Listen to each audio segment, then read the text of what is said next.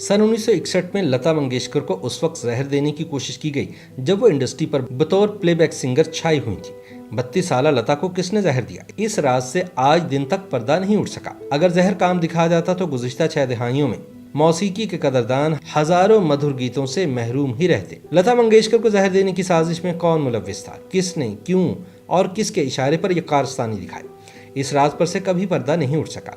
खुद मंगेशकर खानदान इस मौजू पर गुफ्तगू करते हुए एहतियात करता रहा।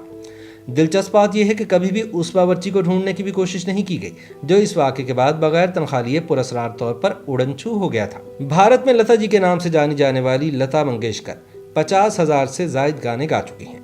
वो सन 1974 से सन 1991 तक Guinness book of world record में रिकॉर्ड होल्डर के तौर पर शामिल रही। बुक के मुताबिक वो दुनिया में सबसे ज्यादा गाने रिकॉर्ड कराने वाली गुलकारा है। 1929 में पैदा होने वाली लता की आवाज ने कई नस्लों को मुतासिर किया है। आज भी दिल तक उतर जाने वाली इनकी आवाज की खनक वही है जो 1947 में इनकी पहली हिंदी फिल्म आपकी सेवा में थी। लता ने 1942 में अपने वालिद दीनानाथ मंगेशकर के इंतकाल के बाद बाकायदा गुलकारी शुरू कर दी थी। दीनानाथ की बेटियों में न सिर्फ लता ने सुरों की दुनिया में मकबूलियत हासिल की, बल्कि इनकी बहन आशा भोसले ने भी गुलकारी में अहम मुकाम हासिल किया। और एक वक्त ऐसा भी आया कि दोनों बहनों की आवाज़ों ने भारतीय फिल्म इंडस्ट्री पर कब्जा कर लिया। लता का कहना है कि इनकी फनी जिंदगी भरपूर रही है। ताहम सन 1961 की एक सुबह सवेरे रियाज के लिए उठने वाली लता मंगेशकर को गैर मामूली तौर पर पेट में दर्द महसूस हुआ।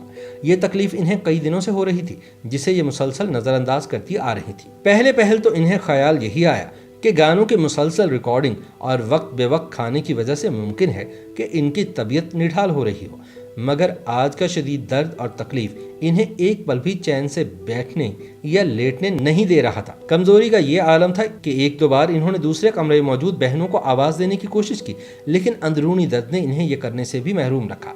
बिस्तर का कोना पकड़ने के बाद जैसे ही उन्होंने एक बार उठने की कोशिश की तो चकराकर वापस गिर गईं और इसी दौरान इन्हें पै दर पै हरी उल्टियां हुई और इनकी तकलीफ में डूबी हुई बुलंद आवाज सुनकर घर वाले इनके आस पास पहुंच गए। सबके हाथ पैर उस वक्त फूल गए जब उन्होंने देखा कि लता मंगेशकर नीम गुनूदगी के आलम में बिस्तर पर बेसुध पड़ी हुई हैं। ये उस जमाने की बात है जब भारतीय फिल्मों में मधुर और रसीली आवाज़ की हामी लता मंगेशकर की आवाज़ का जादू अपने पूरे उरूज पर था।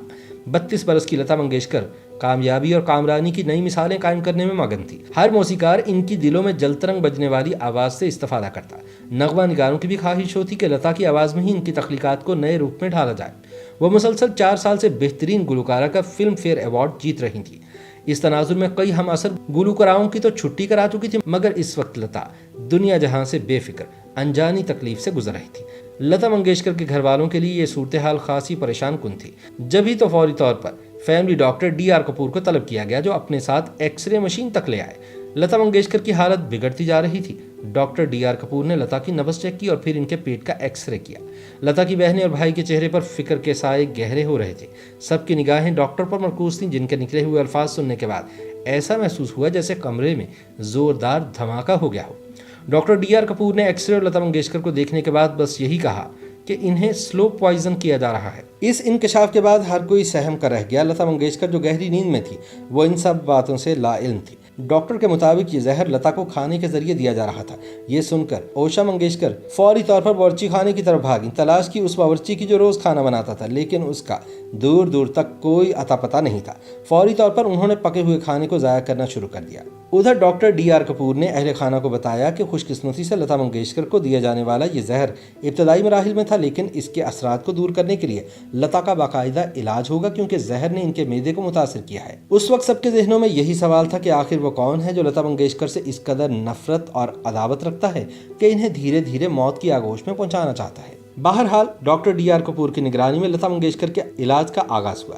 बावर्ची खाने की जिम्मेदारी ओशा मंगेशकर ने संभाली। वो बावर्ची जो कई महीनों से मंगेशकर खानदान से जुड़ा हुआ था, वो ऐसे गायब हुआ जैसे गधे के सर से सींग। फिल्मी दुनिया में एक खबर आग की तरह फैल गई कि लता मंगेशकर को जहर दिया जा रहा था। कुछ जराइद ने तो यहाँ तक फसाने घड़ना शुरू कर दिए कि अब लता मंगेशकर कभी गुलकारी नहीं कर पाएंगी। इस अरसे में लता मंगेशकर गुलकारी से दूर रहीं। इस मुश्किल सूरत हाल में नगमा निगार मजरूह सुल्तानपुरी हर रोज़ बाकायदगी के साथ लता की तीमारदारी के लिए घर आते। मजरूह सुल्तानपुरी लता के लिए बनाया गया खाना सबसे पहले खुद चखते और फिर गुलकारा को दिया जाता। लता की दिलजोई के लिए मजरूह साहब शायरी और कहानियाँ भी सुनाते।